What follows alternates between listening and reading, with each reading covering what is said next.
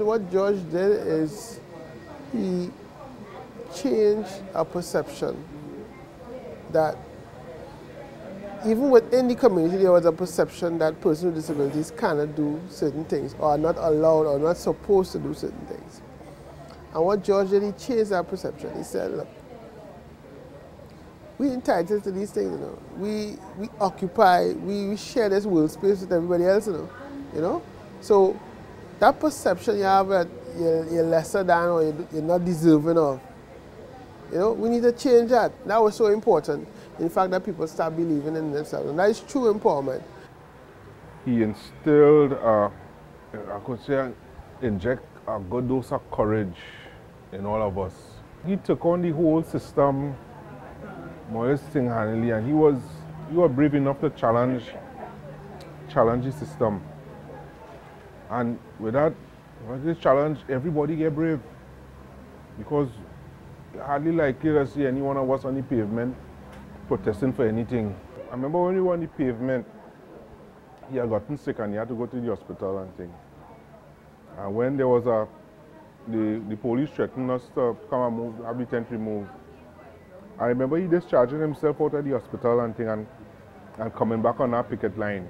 And he was really frail, and they had to put him down on a pallet because he couldn't sit down. And then his mom came up and she started to cry and say, look, you know you're sick and you're coming out here. And his brother was really angry.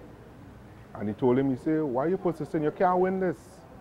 We had a voice. We finally had a voice, and they paid attention to what we were saying. And I go, always remember him for that. You know, the fearless leader. He said, we want to run our own affairs. Sometimes why he get involved in DPI, he said, other organizations for the disabled were being run by able-bodied people. But he feel that disabled organization, people fighting for the rights of the disabled, who better to do it than disabled people themselves? A lot of times I was scared with Simon, a lot of times, because, you know, due to his fearlessness. I remember one time we went Lyman and, you know, this guy, they had a bunch of girls and the friends and, you know, a lot of people that we don't know, I and him alone. And some guy pushed his hand in a girl's face, you know, give her a little slap and push her back. And Simon was like, Felix, move out of there, move, and he push aside everybody and going up in the man's face and telling the man how you could do this. Why you hit the girl? Why you hit the girl? I said, Simon, you know the fella, you know the girl. And this was Simon, you know? Fearless. So at that point in time I said, wait, I could get myself in trouble here, boy. You know, but he would stand up for anybody at any point, you know, and I used to say, Simon's so small and like, in his eyes, like maybe he was a giant, you know? You have to be inspired by him. You have no other choice but to be. That is Simon. Fear no one. You know, he always used to tell me that, you know, he always had a strong belief that anything he wants, he could get, you know? And you know, he did it a couple of times, and every time we do it, he say, kid, I make you a believer yet, you know? Because we used to play music together, you know? And he had this guy, he say, kid, this man has some arms he want to sell, remember? Some power arms, you know? So I say, all right, how much you man want for it? I think, I can't remember the exact price he told me, but he said, kid, tonight we're going for them arms. I say, how the money out? He said, no, you don't worry. I said, all right. We went by the man the night. We come out from by the man the night with the arms, and we didn't get the man a cent yet. You know? I mean, you know, the man helped me put the arms in the van because where the man was living, we couldn't, it's not like we could press the arm on the lap and wheel out with it. So the man had us tote it up and put it in the van and thing for us, you know. I don't know what it is to say on the man talk, but we end up driving out from the man place with the arms, you know. So Sayara way, you know, I don't know if you say hypnotize people or what, but he just had a way of dealing with people, you know. I guess maybe the confidence he have in himself now that does, I don't know, I like it as hypnotize people. You know?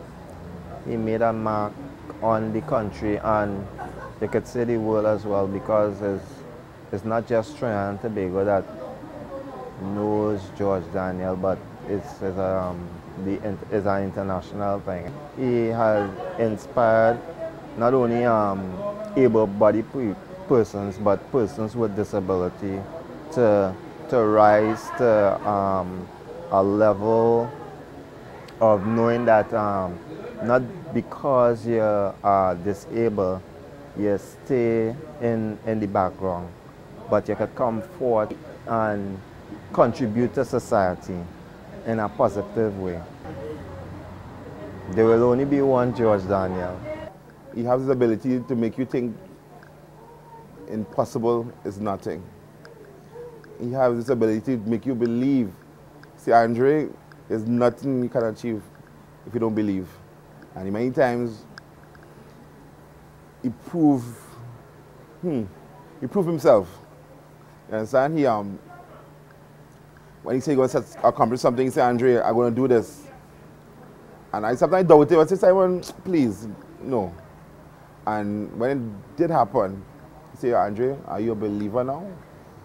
Are you a believer? I have no choice but to say yes. He said one of these days he would dream that everybody in the club will be independent and will have good jobs. And one of these days, all of us will pull up on the promenade with our ride per se. And you know, we will be above the level we were at the time, which was unemployed, broken. And I will make that happen. Everybody will be self-sufficient in their own way.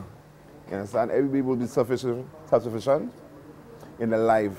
And I will make that happen for us. And so you have to believe.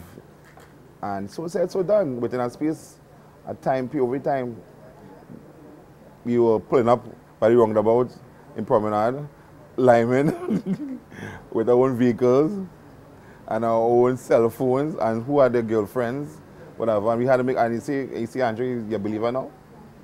Are you a believer now? Simon used to be in the office here very often. Anyway, going on tongue, he said, Jillian, let me go. Going on tongue together. But I said, Simon, remember, I hear that pickup. I said, I cannot take your wheelchair out of that pickup, you know. He said, don't worry, God will send somebody.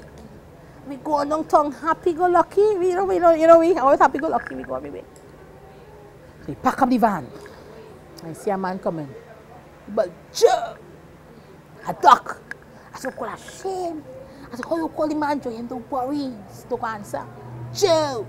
2 persons pass. The 3rd person, he but Joe. Person stop. He said, can I help you? He said, yes. Just help. Take on a wheelchair for man. And the man took on the wheelchair, there's nothing. And he jumped on him. He said, I tell you, God will send somebody. So Simon had this confidence. And I feel that being so confident makes Simon who he is today. And what he did offer confidence. Yeah, man, he know when he reaching down, he's sure he get him to go to a wheelchair for him. But I tell people already, when we had the protest by Flour Mill, if Simon did it back down, it would end. He was the force behind that. He said that to kill me out here. I plan to die. And believe me, he would, like a person he was. What motivates Simon, I feel, is that being disabled and the strength he had, he wanted every able person to be strong as him. And he believed in that.